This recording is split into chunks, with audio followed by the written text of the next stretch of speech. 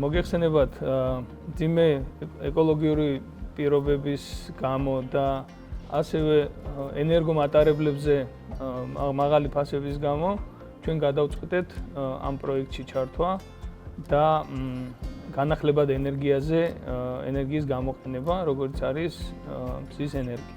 რასაკვირველია, წინასწარ შევისწავლეთ ამ პროექტის ძელვადიანი სარგებელი, რაც შეიძლება მოეტანა ჩვენი კომპანიისთვის და გადავწყვეტეთ მიგვემართა ამ პროექტის განხორციელებისთვის.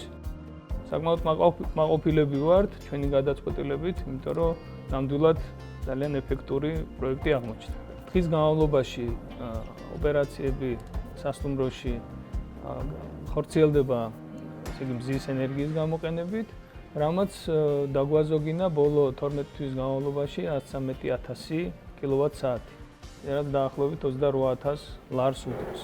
ინსტალაციის შემდეგ 2 წელია თითქმის გასული 217,000 კილოვატ-საათის ეკონომია მოხდა, რაც უდრის დაახლოებით 55,000 ლარს.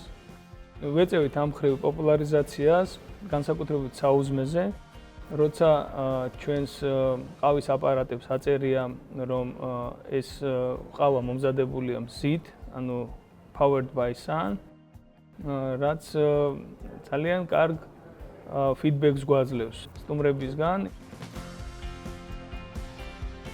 განვიხილავთ ამ პროექტის განვითარებას რეგიონებშიც. მოგეხსენებათ, ჩვენი კომპანია Silk Hospitality მართავს რამდენიმე სასტუმროს, არა მარტო თბილისში, არამედ რეგიონებში, ბათუმში, წინანდალში.